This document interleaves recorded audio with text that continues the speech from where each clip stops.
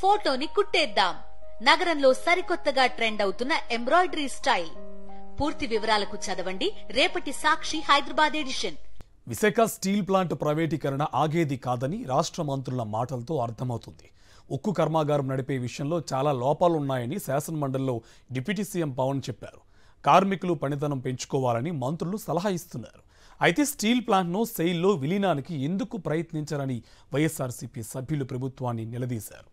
ఆంధ్రుల హక్కుగా నిర్మాణమైన విశాఖ ఉక్కు కర్మాగారాన్ని కాపాడేందుకు కూటమి ప్రభుత్వం చర్యలు ఎందుకు తీసుకోవడం లేదు అని వైఎస్ఆర్ కాంగ్రెస్ ఎమ్మెల్సీలు శాసన మండలిలో నిలదీశారు.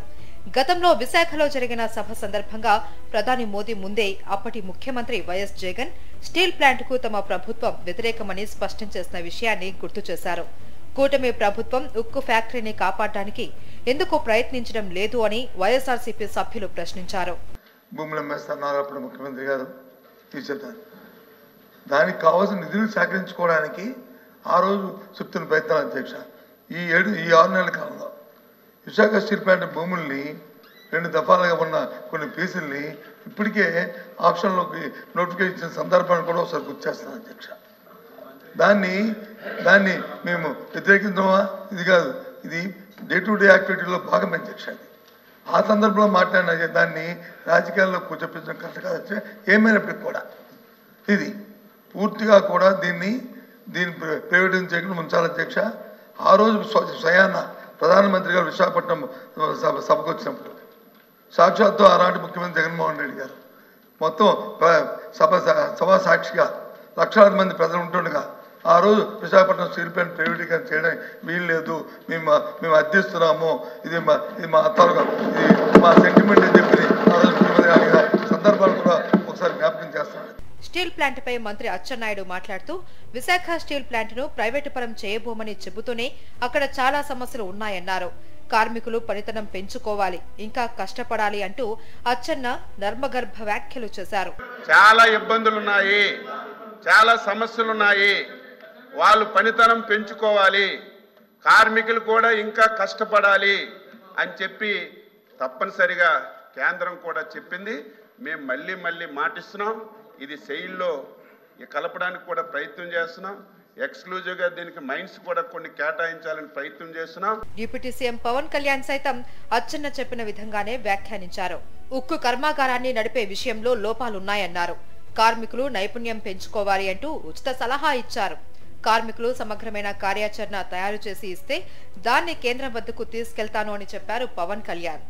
మంత్రి గారు చెప్తున్నట్టుగా కొన్ని దీన్ని రన్ చేసే ఇష్యూస్ లో చాలా లోపాలు ఉన్నాయి అధ్యక్ష. దాన్ని స్కిల్ని ఎన్హాన్స్ చేసుకోవాలి, దాన్ని కొంత పెట్టుబడి కావాలి, దానికి కొంత క్యాప్టివ్ మైండ్స్ కావాలి, లాట్ ఆఫ్ ఛాలెంజెస్ ఉన్నాయి. ప్రతిసారి నేను కార్మిక సంఘాలతో కూడా ప్రత్యేకించి ఈ మధ్యన ఒక 4 రోజుల క్రితం కూడా మాట్లాడడం జరిగింది అధ్యక్ష. వాళ్ళు కూర్చోబెట్టి దానికి సంబంధించి మీరు ఒక సమగ్రమైన ఒక కార్యాచరణ ఇవ్వండి మాకు, మీరు వస్తే నేను కేంద్ర ప్రభుత్వం నేను ప్రత్యేకించి నేను కూడా నాకు సంబంధించి నేను కూడా తీసుకెళ్తాను తెలియజేస్తున్నాను. విశాఖ స్టీల్ ప్లాంట్ ప్రైవేటీకరణ దిశగా కుట్రలు జరుగుతున్నాయని ఆందోళన వ్యక్తం చేశారు వైఎస్ఆర్సీపీ ఎమ్మెల్సీ వరుదు కళ్యాణి. ఆ ఆలోచన లేకపోతే సెయిల్లో ఎందుకు విలీనం చేయడం లేదు అని నిలదీశారు. స్టీల్ ప్లాంట్ అభివృద్ధికి 15,000 కోట్లు ఆర్థిక సాయం చేయాలి అని కేంద్రానికి ఏమైనా ప్రతిపాదన ఇచ్చారా లేదా అని ప్రశ్నించారు. 2 ఎంపీలున్న కేంద్ర ఉక్కు మంత్రి కుమారస్వామి భద్రావతి స్టీల్ ప్లాంట్ కు 30,000 కోట్లు తెచ్చుకుంటే ఏపీ ప్రభుత్వం ఎందుకు తేలేకపోతోంది అని నిలదీశారు వరుదు కళ్యాణి.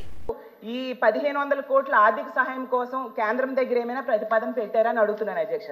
ఎందుకంటే కర్ణాటకలో తీసుకుంటే కుమారస్వామి గారు భద్రావతి స్టీల్ ప్లాంట్కి ఏమో 30,000 కోట్లు తెచ్చుకున్నారు అధ్యక్ష. 2 ఎంపీలే ఉన్నారు.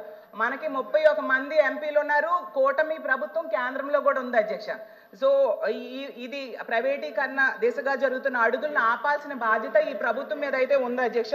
విశాఖ ఉక్కు ఫ్యాక్టరీకి సొంతంగా గనులు ఇవ్వడం లేదు, ఆర్థిక సాయం చేయడం లేదు, ఉన్న భూములు అమ్మడానికి వేలం పెడుతున్నారు.